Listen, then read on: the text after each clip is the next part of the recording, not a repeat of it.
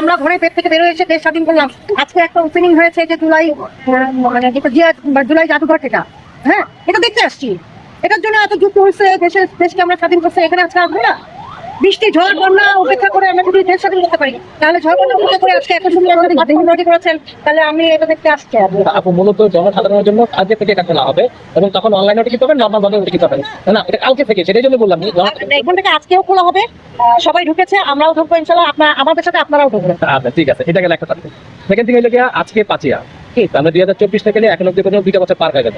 আপনি আজ সাধারণ হিসাবে যেটা চেয়েছিলেন সেটাকে পেয়েছেন কিনা, আর এই 2 বছরকে আপনি কিভাবে মূল্যায়ন করবেন? আসলে মানুষের চাওয়ার তো শেষ নাই, এখন প্রতিদিনই চাওয়া নতুনত্ব বাড়ে, তাই না? একটা চাওয়া চেয়ে গেছি, এখন ভবিষ্যৎ আরেকটা চাওয়া। এবং মূল্যায়নটা বলতে কি, আমরা চাই স্বাধীন দেশে স্বাধীনভাবে বসবাস করতে।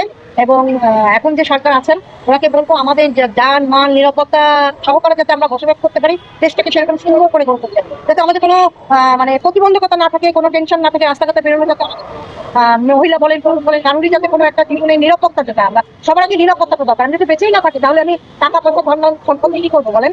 আমাদের নিরাপত্তাটা আগে আপনারা দিবেন, এটাই সবথেকে বড় আমাদের দেশের নিরাপত্তা। তারপর শেষ করতে যেটা হাসিনা গভর্নমেন্ট বা ফাসিল আমলে যে ঘটনা করেছিল, যদি এই সরকার সেই একই ঘটনা ঘটায়, তাহলে কি তার ভিতর চেয়ে বেশি হবে না কম হবে? ন্যায়ের পক্ষে সবসময় ছিলাম, ন্যায়ের পক্ষে থাকবো, সেটা কেউ ধন্যবাদ। ভাই আসছি।